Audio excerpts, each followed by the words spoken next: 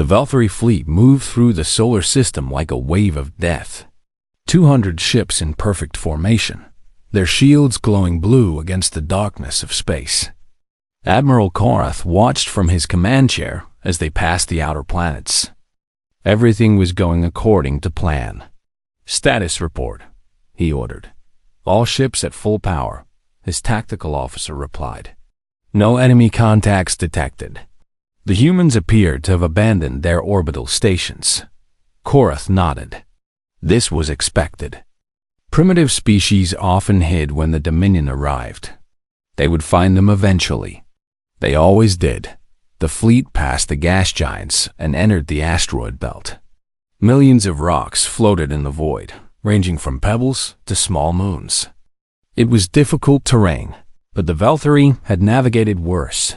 That was when the first ship disappeared. God, it happened so fast that no one noticed at first. A destroyer on the edge of the formation simply stopped transmitting. Then another. Then 3 more. "What is happening?" Korath demanded. His officers scrambled to find answers. By the time they understood the situation, 12 ships had gone dark. Sensors showed debris fields where the vessels had been moments before. "We are under attack," the tactical officer said, his voice shaking. "The humans are hiding in the asteroids." Korath stood up. "Show me." The main screen zoomed in on the asteroid field. Hidden among the rocks were dozens of human vessels. They were ugly things, converted mining ships covered in weapons. They looked like toys compared to Valkyrie warships. But they were fast, and they knew this terrain. Commander Nick Sullivan was at the front of the human formation. His ship, a former cargo hauler named Lucky Strike, carried 8 railguns and 40 missiles. It was not much against Valkyrie shields.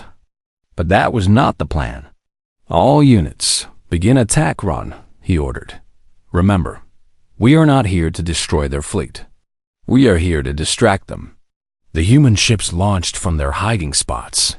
They fired everything they had at the Valkyrie formation. Most of the shots bounced harmlessly off alien shields. But some found gaps, some hit engines, some damaged sensor arrays. The Valkyrie responded with overwhelming force.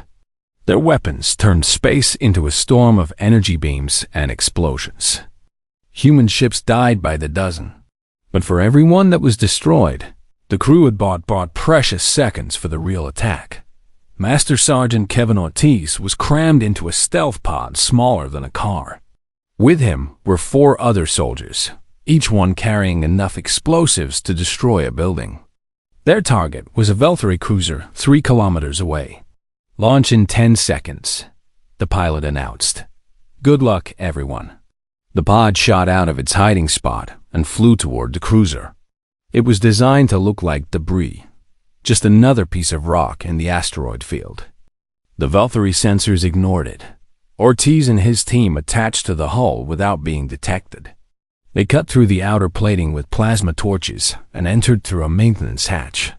Inside, the air was breathable but hot. The corridors were too tall and too wide, built for creatures larger than humans. "Move fast," Ortiz whispered. "We have 20 minutes before they figure out we are here." They killed the first Valkyrie guard before he even knew they were there. The alien was over 2 meters tall, with thick scales and claws that could tear through metal. But he had never faced humans before. He did not know that these small creatures were extremely dangerous. When they wanted to be, the team moved through the ship like ghosts. They avoided large groups and took out isolated targets. Every dead Valkyrie was hidden so the alarm would not be raised too soon. Private First Class Danny Martinez was the youngest member of the team. He was 22 years old and had joined the Army right out of high school. He had never expected to be fighting aliens on a spaceship. But when his sergeant gave orders, he followed them. They reached the engine room in 18 minutes. It was a massive chamber filled with glowing machinery that hurt to look at directly. 4 Valkyrie technicians worked at control panels, unaware of the danger. Ortiz gave the signal. The team attacked. The fight lasted less than a minute. The Valkyrie were larger and stronger, but they were not soldiers. They were engineers. They died screaming in a language the humans did not understand. Martinez planted the explosives while the others guarded the doors. His hands was steady despite his racing heart. He had trained for this 100 times. The charges were set in 30 seconds. "Package is ready," he reported. 5-minute timer. They ran. They did not bother being quiet anymore. Alarms were going off everywhere. Valkyrie soldiers were responding. The team fought their way back to the maintenance hatch, losing one member to enemy fire. Sergeant Paula Webb took a plasma bolt to the chest. She kept firing until her body stopped working, giving the others time to escape. Her last words were a curse aimed at the alien who killed her. The surviving team members made it back to their pod just as the explosives detonated. The cruiser tore itself apart from the inside. Secondary explosions ripped through the hull as fuel and ammunition cooked off. By the time it was over, nothing remained but twisted metal and bodies thought similar attacks were happening across the Valkyrie fleet. Boarding teams hit 23 ships. 12 were destroyed completely. 8 were badly damaged. 3 teams were killed before completing their missions. Admiral Korath watched his fleet being torn apart by creatures he had dismissed as primitive. Rage filled his heart. No species had ever done this to the Dominion. No species had ever dared. "Destroy everything," he ordered. "Every asteroid. Every piece of debris. Leave nothing alive." His ships obeyed. Energy weapons lit up the void. Asteroids were vaporized by the thousands. Human ships, both manned and unmanned, were hunted down and destroyed. But the damage was done. The Valkyrie fleet that arrived at Earth was not the perfect war machine that had left home. It was wounded. It was angry. And for the first time in living memory, it was afraid. Commander Sullivan did not survive the battle. His ship was destroyed in the final minutes of the fighting, caught by 3 Valkyrie cruisers that had cornered him against a large asteroid. His last transmission was recorded by Earth's listening stations. "We hurt them," he said, his voice calm despite the alarms blaring around him. "We hurt them bad. Now, finish the job." Captain Diane Lopez, his weapons officer, was with him at the end. She had been married to another pilot who died in the first wave of attacks. She had nothing left to lose and no reason to surrender. "It has been an honor, Commander," she said. "Likewise, Captain." The ship exploded seconds later. But the message got through. Earth knew that the fight had begun. Earth knew that humans could kill Valkyrie. And Earth knew that this was only the beginning. The Valkyrie Dominion had ruled the stars for 10,000 years. They had conquered 17 star systems and brought hundreds of species under their control. Their ships were massive, their weapons were powerful, and their soldiers were feared across the galaxy. No one had ever defeated them. No one had even come close. Admiral Korath stood on the bridge of his flagship, the Eternal Supremacy. He was tall, even by Valkyrie standards, with dark green scales covering his body and yellow eyes that had seen 100 worlds burn. Today, those eyes were looking at a small blue planet on the main screen. "Tell me about this world," he said to his tactical officer.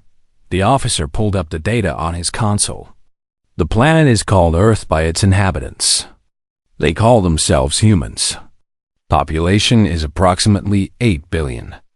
They've achieved basic space travel, but nothing beyond their own moon.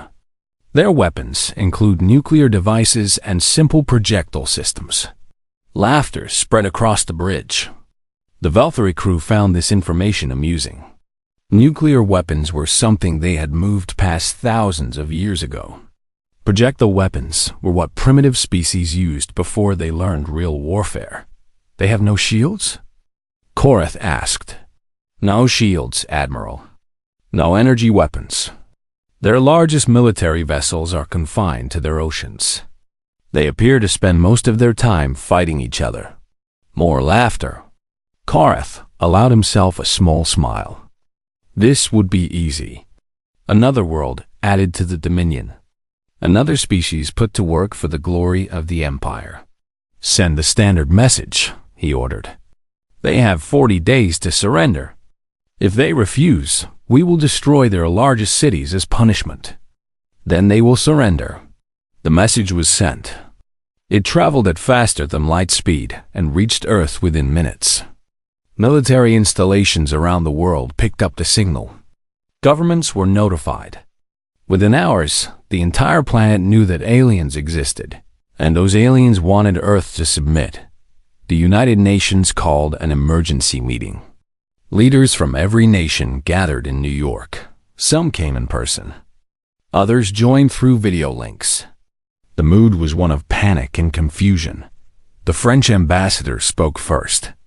We must consider negotiation.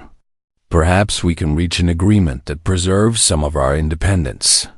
The Russian representative shook his head. Negotiation implies we have something to offer. These beings have technology far beyond ours. What can we possibly give them that they cannot simply take? Arguments continued for hours. Some wanted to surrender immediately. Others suggested hiding underground and waiting for the aliens to leave. A few suggested using nuclear weapons, though no one was sure if that would even work. Then General Laura Quinn stepped forward. She was 53 years old, with short gray hair and a face that showed no fear. She had served in the United States Space Force for 25 years and had fought in conflicts on 3 continents. She had seen the worst that humans could do to each other. She was not impressed by aliens with big ships. "May I speak?" she asked. The room fell silent. Everyone knew who she was. Everyone respected her. "We have 40 days, she said. 40 days to prepare. 40 days to show these creatures what happens when you threaten humanity." "General," the British representative said carefully, "their technology is centuries ahead of ours. Perhaps thousands of years ahead. How can we possibly fight them?" Quinn walked to the main screen and pulled up images from the alien message. The Valkyrie ships were indeed impressive. Massive constructions of metal and energy that made human vessels look like toys. "They are strong," she admitted. "They are advanced. But they have made a mistake. They told us exactly what they want and when they are coming. They expect us to be afraid. They expect us to give up." She turned to face the assembly. "I have studied war my entire life. I have learned one thing that these aliens do not understand. Technology wins battles. Determination wins wars." The Chinese general, a man named Wei Ping, nodded slowly. "What do you propose?" "We cannot match their ships. We cannot match their weapons. But we can make them pay for every inch of space they take. We can make this conquest so expensive that they will wonder if it was worth it. And if we fail?" someone asked. Quinn's expression did not change. "Then we fail fighting. But we did not fail on our knees." The vote took 3 hours. In the end, the majority agreed to resist. Not everyone was happy with this decision. Some countries chose to surrender anyway, hoping for mercy. But most of the world stood with General Quinn. Over the next 40 days, Earth prepared for war. Factories that had been making cars started making weapons. Scientists worked around the clock to understand the alien technology from the message. Miners volunteered to pilot converted asteroids mining ships. Soldiers trained in zero-gravity combat, using simulators built in just weeks. The plan was simple. They could not win a direct fight, so they would not fight directly. They would hide in the asteroid belt between Mars and Jupiter. They would attack from the shadows. They would board enemy ships and destroy them from inside. They would make the aliens bleed. Commander Nick Sullivan was chosen to lead the first attack wing. He was 38 years old, a former Navy pilot who had transferred to the Space Force when it was created. He had a wife and 2 children back in Texas. He knew he might never see them again. "You understand the mission?" General Quinn asked him on the day before the fleet launched. "Yes, ma'am. Hit them hard. Make them hurt. Don't worry about coming back." Quinn looked at him for a long moment. "I want you to come back, Commander. We're going to need experienced people for what comes next." "What comes next?" She almost smiled. "If we survive this first fight, we teach the rest of the galaxy how to resist. The Velthri have conquered many worlds. That means there are many species who hate them. We just need to show them that fighting back is possible." Sullivan nodded. He understood now. This was bigger than just Earth. This was about showing the universe that some species could not be conquered. On the 40th day, the Velthri fleet entered the solar system. 200 warships, each one capable of destroying a city with a single shot. Admiral Korath expected to find a planet ready to surrender. Instead, he found silence. No messages. No white flags. Just a blue planet sitting quietly in space. "They are stubborn," he said to his crew. "No matter. Stubborn species break just like the others. It simply takes a little more time." He had no idea how wrong he was. The High Council of the Velthri Dominion met in the Grand Chamber on their homeworld of Velth Prime. This room had witnessed the rise of empires and the fall of civilizations. The 7 supreme commanders who sat here controlled more territory than most species could imagine. Today, they watched recordings of humans killing their soldiers. And no one was laughing anymore. High Commander Zeth was the oldest being in the room. He had lived for 300 years and had seen countless species bow before the Dominion.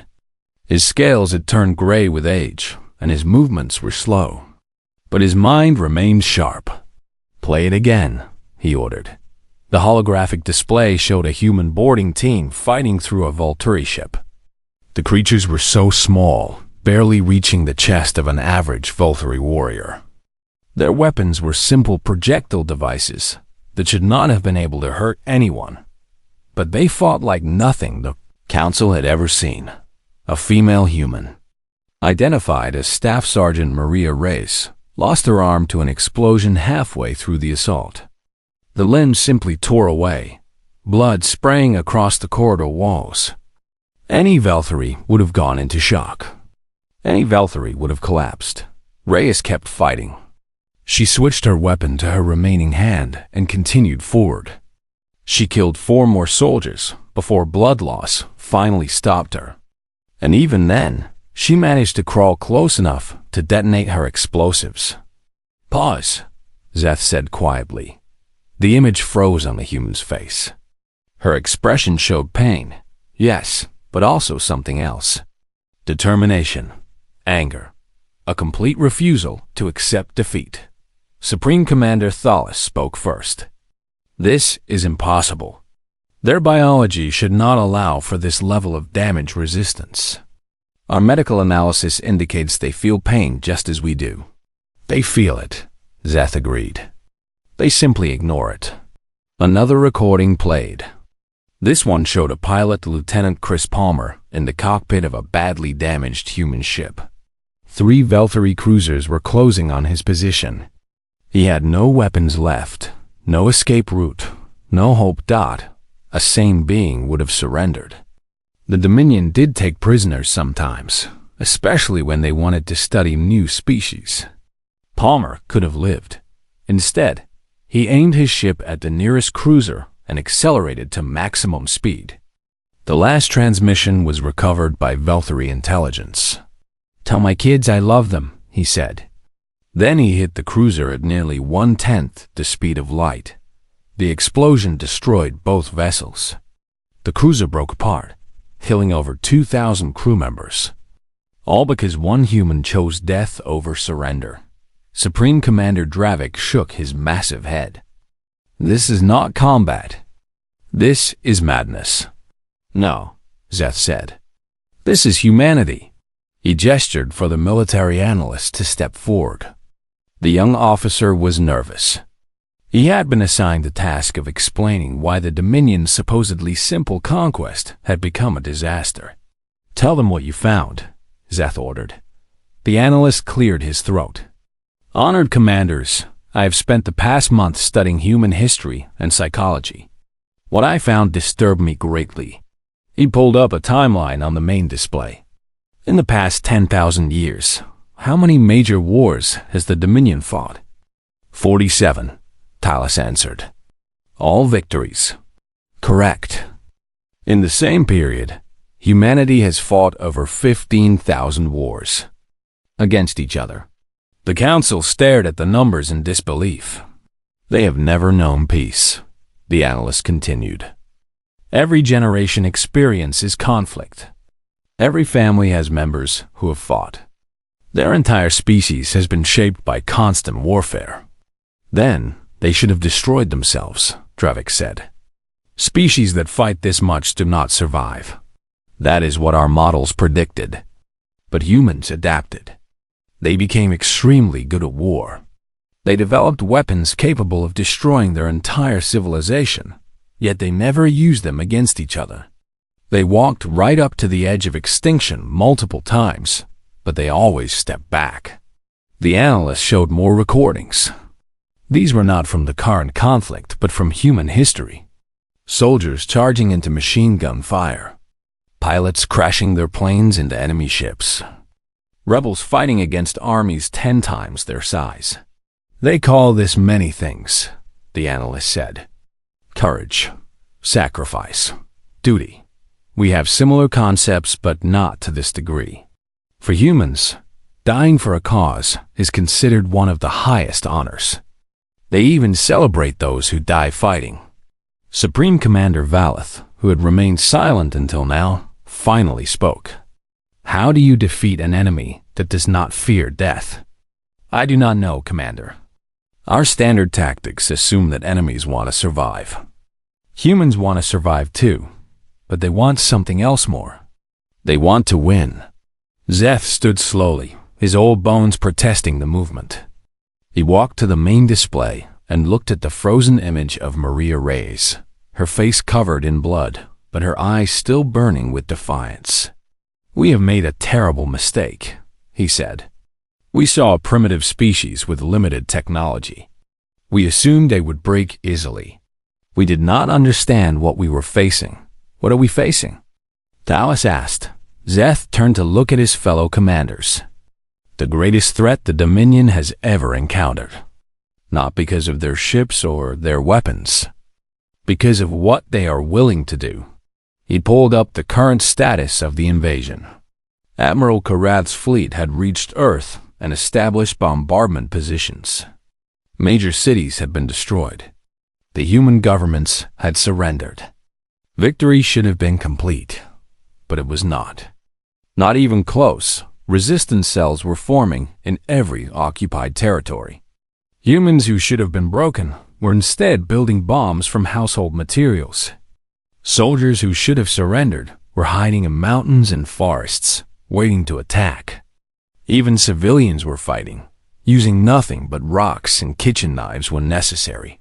"We have occupied the surface for 3 weeks," the analyst reported. "In that time, we have lost 800 soldiers. Not to organize military units, but to ambush, traps, suicide attacks. The humans call it guerrilla warfare. They have been doing it for thousands of years." The recording showed a Velthari patrol walking through a human city. Everything seemed calm. Citizens were going about their business. Then a building collapsed onto the patrol, killing everyone inside. The civilians were actually resistance fighters, who would spend 3 days weakening the building's supports. They sacrificed their own structure to kill 12 Velthari soldiers. They destroyed their own building? Dravik asked in shock. "They do not care about buildings," the analyst replied. "They care about killing us. And they are very, very good at it." Zeth returned to his seat. The weight of what he had learned pressed down on him like a physical burden. "We must reconsider our approach," he said. "This is not a standard conquest. If we continue as planned, we will eventually win. But the cost will be measured in millions of lives and centuries of time. Are you suggesting retreat? Dallas asked. I am suggesting we understand what we are dealing with before we commit ourselves further. These humans are different. Their homeworld is not just another planet to be conquered. It is a training ground for killers. Every man, woman, and child on that world has been shaped by an environment of constant conflict. They looked at the council with ancient, tired eyes. And now they have a new enemy to hate, us. The war ended not with a great battle, but with a simple calculation. High Commander Zeth stood before the full council, his old body trembling with the effort of remaining upright. Behind him, holographic displays showed numbers and projections that told a story of defeat. We have occupied Earth for 6 months, he said. In that time, we have lost nearly 40,000 soldiers. We control the major cities, but we do not control the population. Every day brings new attacks. Every night brings new deaths. Supreme Commander Thalas studied the data with growing horror. These losses are unsustainable. Correct. At current rates, we will need to commit 40% of the Dominion's total military to hold this one planet. Even then, our analysts estimate pacification will take 300 years. 300 years? Dravik repeated in disbelief. Perhaps longer. The humans are adapting faster than we anticipated. They are already building weapons based on captured Velthari technology. Within a decade, they will have energy shields. Within 2, they will have faster than light travel. Zeth changed the display to show a galaxy map. Red dots marked worlds under Dominion control. But now, several of those dots were flashing orange. There is another problem, he continued. The resistance is spreading beyond Earth. The Kethni have begun work slowdowns in their factories. The Vlor are hiding in their deep oceans and refusing contact. The Zistari have started organizing for the first time in 3 centuries. Because of the humans? Because of what the humans have shown them. That the Dominion can be hurt. That we can be fought. That we are not invincible. Admiral Koranth's image appeared on a communication screen. He had aged visibly in the past months, his scales dulled by stress and exhaustion. Commanders, he said, I must inform you that we have intercepted human transmissions. They are not just fighting us here. They are teaching others how to resist. The display showed a recording of a human woman speaking calmly into a camera. This was Dr. Helen Cruz, a university professor before the invasion. Now she was one of the Resistance's most valuable assets. Building an explosive from common household chemicals is simple, she was saying. You will need these materials, which can be found in most cleaning supplies. The recording was being broadcast on frequencies that could reach occupied worlds throughout Dominion space. It was being translated into 17 different alien languages. She is teaching them to make bombs? Thalas asked. Not just bombs, Korath replied. Organization, communication, psychological warfare. The humans are sharing everything they know about fighting and occupation. And the other species are listening. Zeth walked slowly to the center of the chamber. For a long moment, he was silent, gathering his thoughts. I have served the Dominion for 300 years, he finally said. I have witnessed the conquest of 47 species. I believed we were unstoppable. I was wrong. He turned to face his fellow commanders directly. We underestimated these creatures. We saw their primitive technology and assumed they were weak. We did not understand that technology is not what makes a species dangerous. It is will. It is determination. It is the willingness to sacrifice everything for victory. What do you recommend? Valeth asked. Withdrawal. Complete and immediate. We leave Earth and establish a defensive perimeter at the edge of this system. We do not engage unless attacked. The chamber erupted in protest. Commanders who had never lost a battle refused to accept defeat now. The Dominion had never retreated. The Dominion never showed weakness. But Szeth raised his hand for silence. When he spoke again, his voice carried the weight of centuries. This is not weakness. This is wisdom. We have awakened something that we cannot put back to sleep. The humans will not stop until they have freed every world we have conquered. If we continue to fight them, we will only make them stronger. The vote took hours. Old traditions clashed with new realities. In the end, the decision was made not by courage, but by mathematics. The cost of holding Earth was simply too high. Admiral Korath received the order with mixed emotions. Part of him was relieved. Part of him was ashamed. But mostly, he was tired.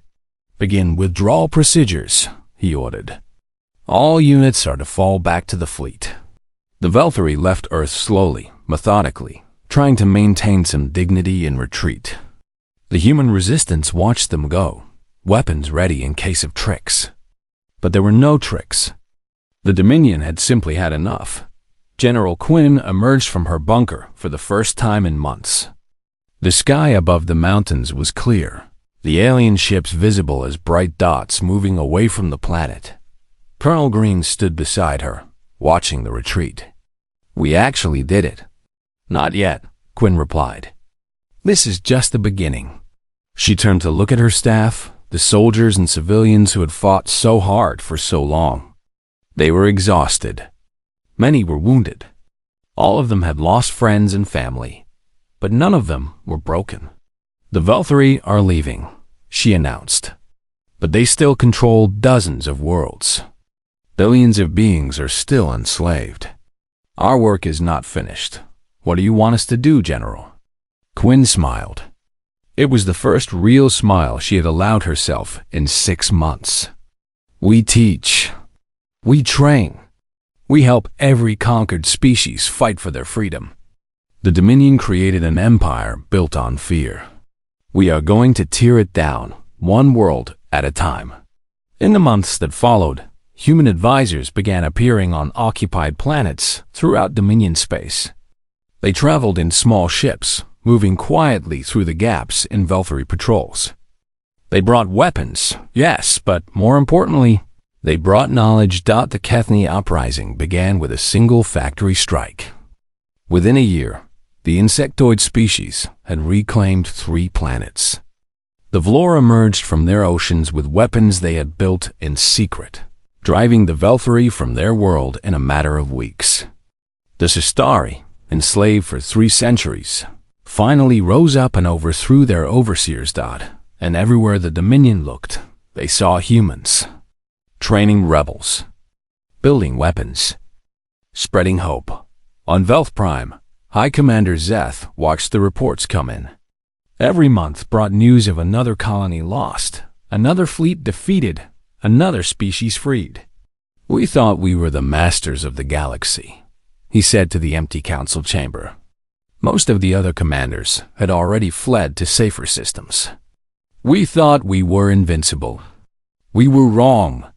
He looked at the star map, watching the red dots turn one by one to green. Free worlds, multiplying like a disease that could not be cured. "We have perhaps 50 years before they reach us," he said to no one. 50 years before humanity comes to Velth Prime. He stood and walked to the window overlooking the capital city. It was beautiful, built over millennia by the greatest species in the galaxy. At least, that was what they had believed. "I wonder if they will give us the chance to surrender," he murmured. "Or if they will simply destroy us, the way we destroyed so many others." There was no answer. But deep in his heart, Szeth already knew. The humans would offer peace. They would offer a chance to join the new order they were building, but they would never forget what the Dominion had done. They would never stop watching. And if the Velthari ever threatened anyone again, the humans would return, not to conquer, not to enslave, but to end them. That was the lesson Earth had taught the galaxy. Humanity did not just fight back. They kept fighting until there was nothing left to fight. Anyone who threatened them would eventually face the same choice: surrender or die. The Dominion had laughed when they first saw human combat data. They were not laughing anymore. 3 months into the occupation, and the Valkyrie were starting to break. Not their bodies. Not their ships. Their minds. Admiral Korath stood on the bridge of the Eternal Supremacy, staring at the blue planet below. He had conquered 7 worlds before Earth. All of them had submitted within weeks. Some had even welcomed their new rulers, grateful for the technology and order the Dominion provided. Earth was different. Earth would not stop fighting. "Daily report," he said, his voice flat. Commander Torvak, his aide, stepped forward with obvious reluctance. No one wanted to deliver reports anymore. The numbers were always bad. 53 soldiers killed yesterday, Torvak said. 12 vehicles destroyed. 2 supply convoys ambushed. We also lost a transport ship when a human flew a small aircraft directly into its engine intake. The pilot? Dead, obviously. The aircraft was loaded with explosives. It was not even a military vessel. Records indicate it was a private airplane, the kind humans use for recreation. Korath closed his eyes. This was happening more and more often. Humans were using anything they could find as weapons. Cars filled with bombs. Drones carrying poison. Even food was dangerous now, as several units had discovered after eating contaminated supplies. "What about the resistance leadership?" he asked. "Have we found General Quinn?" "No, Admiral. Our intelligence suggests she is hiding somewhere in the mountain ranges of the western continent. We have searched extensively, but the terrain is difficult, and the local humans protect her." "How?" "We have thermal sensors. We have orbital surveillance. How can one human hide from us?" Torvak hesitated before answering. "The humans have learned our capabilities, Admiral. They know what our sensors can see. They have developed countermeasures, underground tunnels, heat-masking materials. They even use their own body heat to create false signals, leading our patrols into traps." Korath slammed his fist against the arm of his command chair. The sound echoed across the silent bridge. Every officer pretended not to notice. "We have conquered races with technology far beyond these creatures," he growled. "Why can we not defeat farmers and factory workers?" No one had an answer. Deep beneath the Rocky Mountains, General Larver Quinn was holding a strategy meeting. The bunker had been built decades ago to survive nuclear war. Now, it was the headquarters of Earth's resistance.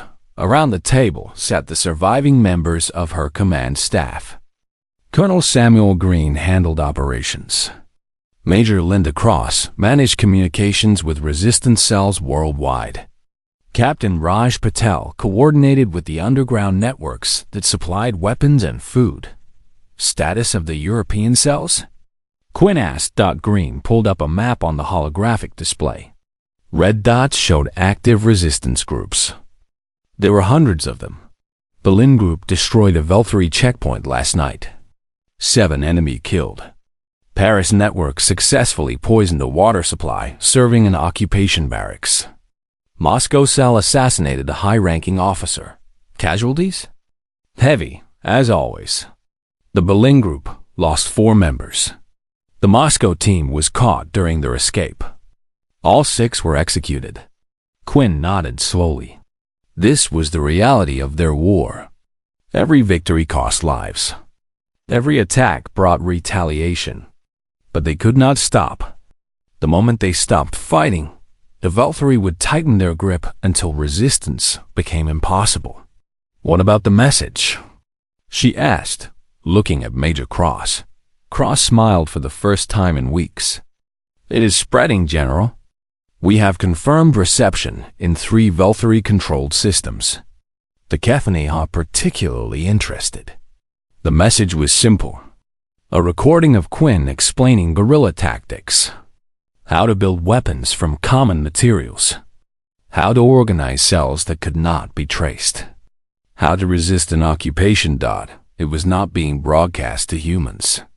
It was being sent to the other species suffering under Velthury rule.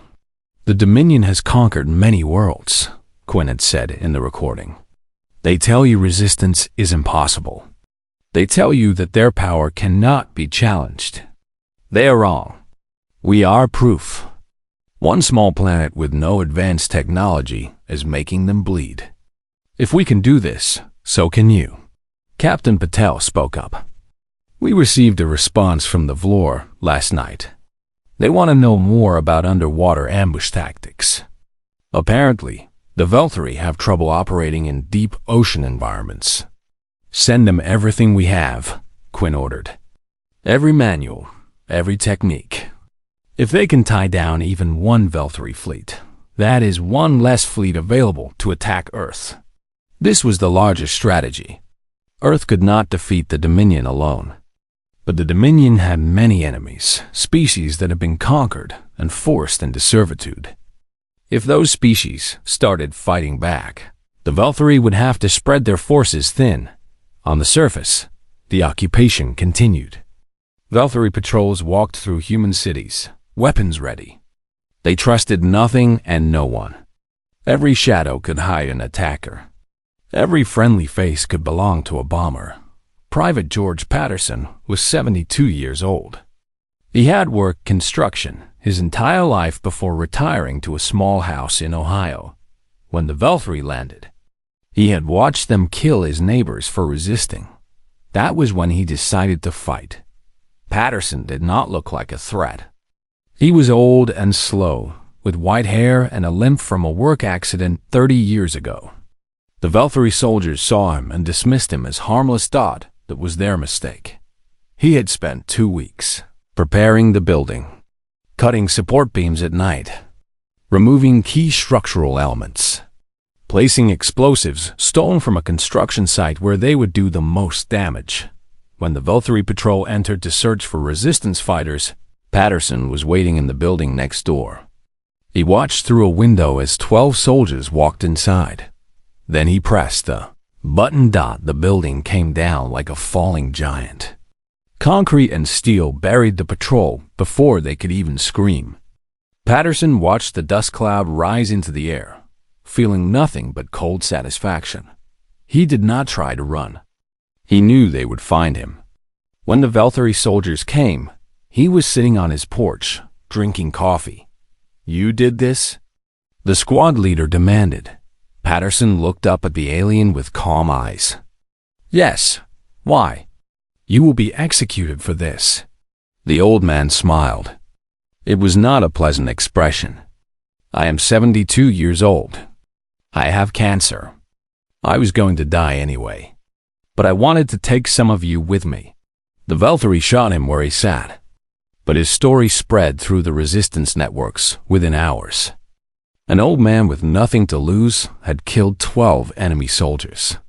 If he could do it, anyone could. Admiral Korath received the report that evening. Another ambush. Another dozen soldiers dead. Another human willing to sacrifice everything for a chance to hurt the Dominion. "How many of them are there?" he asked quietly. Torvik checked the records. 8 billion humans on this planet, Merle. Approximately 6 billion still alive after our initial bombardment.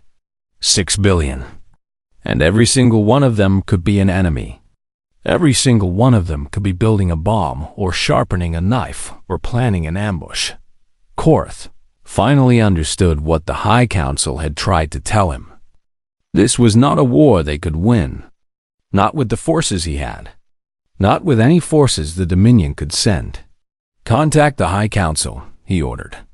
"Tell them we need to discuss alternatives." For the first time in his long career, Admiral Korath was considering retreat. Not because he had lost battles. Not because his fleet was destroyed. But because he had finally realized that some species could not be conquered. Some species would rather die fighting than live as slaves. And humans were exactly that kind. of species.